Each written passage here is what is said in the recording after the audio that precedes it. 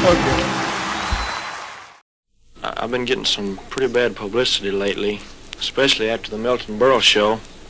I got quite a bit of bad publicity with my actions on the stage out there, but... Well, I'll tell you one thing, Elvis Presley. We have 50,000 watts, and they're very strong here in the New Orleans area, and you'll never hear anything other than Elvis Presley is a very fine person here. And I can speak in behalf of Larry Monroe and Hal Murray and Jim Edwards on the Night Train and Mickey Scott and all the personnel here who have talked with you. We have been playing your records for a long time. Well, thank you very much. I've been listening to your station for the past couple of days ever since I've been down here, and I can say that, and I certainly appreciate it a lot because if there wasn't somebody on my side, I'd be lost, you know. Well, I find I have a little note here. Ellery Wagner is the new president for the New Orleans fan club for Elvis Presley, I take it. Have you met, is it a young man, is it, Ellery? Oh, it's a girl. I see. Have you met Miss Wagner? I don't believe I have. If I did, it was a long time ago, and I forgot it. Back when I was in New Orleans when I first started out in the business. Oh, you were in New Orleans? Yes, I was at Pontchartrain Beach. And that's back when I first started out. And I've been around quite a bit since then. I've met so many people till it's hard to remember. Well, I heard the Democratic Party is trying to buy the Elvis Presley block of votes. That's what I hear. Well, I'm afraid that the biggest part of them would be kind of too young to vote, you know. I want to ask you one other thing. I was reading one of the trade magazines. You made the statement, whether or not you made it or not, we'll find out, that I want to make it while I'm hot. In reference to I mentioned earlier, a disc jockey who said he would pay you $1 a minute for every minute he interviewed you on the air. And Elvis, please don't hold me to that because I have to sell the station. Well, that's one of the most untrue rumors that I've heard yet. I've never even, in fact, it's the first time I've ever even thought of anything like that when you mentioned it. But I think it's a good idea. So. A lot of people that possibly don't like you, you know.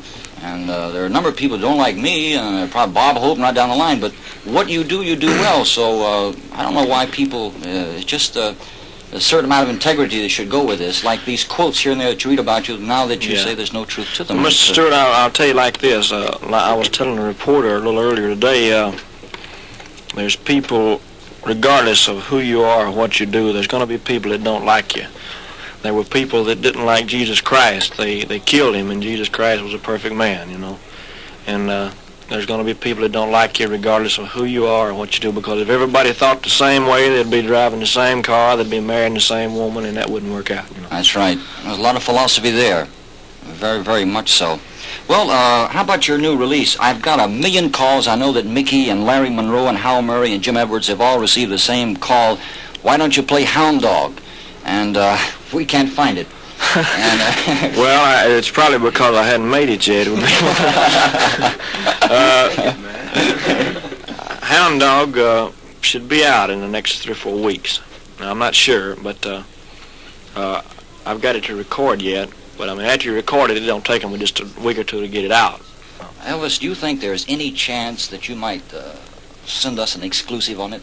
I'll see if I can. I'll see if I get my manager to send you one of the first copies that comes out. Oh, we'd appreciate that, and we'll play it to the old dog's tongues hanging. I mean, do you write most of the lyrics for your tunes? No, I've never written a song. Never written a song? I've never written a song in my life. I wish I could. I wish I was like some of my rivals, Carl Perkins and Gene Vincent. Those guys, they're pretty good songwriters, but me, I did good to get out of high school, you know.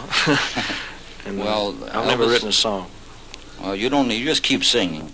But tell me one thing else. How long do you plan to be in Biloxi? Are you going back to Biloxi now? No, I'm not. I'm going to Miami, Florida. Miami, Florida. Yes. Are you booked down there? No, I'm on vacation. I'm off for about 3 weeks. It's the first vacation I've had since I've been in the business. I see. I've been in the business about 43 years now. Let's see. Energy he uses, eating sugar, take box candy. Take half box candy. What does that mean? Oh, sugar, 8 half box. Oh, Elvis, did you eat up that box of candy I gave June? I got one piece. Well, it was very good candy. I saw the price tag on the bottom of it, 98 cents, but Don't worry, I stole it. no, it was very good candy. I didn't know who it belonged to. It was just sitting in front of me, and I was eating it. I see. Well, you're sitting in front of him.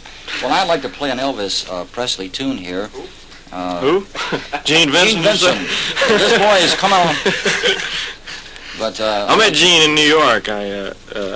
I met him last week. He was in the train station up there. I was going to New York. I mean, from New York to Memphis, and Gene Vincent was in a train station. And I didn't know who he was. One of the boys in my band knew him, and I walked over and introduced myself to him. And it's the first time I had ever seen him, or he had seen me on shows, but he had never, I had never met him. And I told him, I said, Gene, I said, congratulations on your record. I said, you really got a hit. And right immediately, the first thing he said was, well, I wasn't trying to copy you, he said. He said, I wasn't trying to sound like you. I mean, just right off of the bat, he said that, see, without even being asked. Yeah. And I told him, I said, oh, I know that. I said, that's just your natural style. But the boy has got out a very good record. And I mean, I have people ask me all the time what I think about these people that sound a lot like me. I mean, I was the first one to come out with it, I reckon, as best as far as I can remember. But those people that are using the style, I don't blame them. I'd probably jump on the bandwagon too, Cool. Well, one last question. How long do you think that rock and roll will last now? Or do you think that it's... Well, I wish I knew. That's a question that if I could answer, I'd be making plans for the future. But I don't know. I'll say this: it's very hot now, and I like it. I enjoy rock and roll. A lot of people like it. A lot of people don't. But as long as it lasts, as long as it sells, I'll continue doing it. As long as that's what the people want.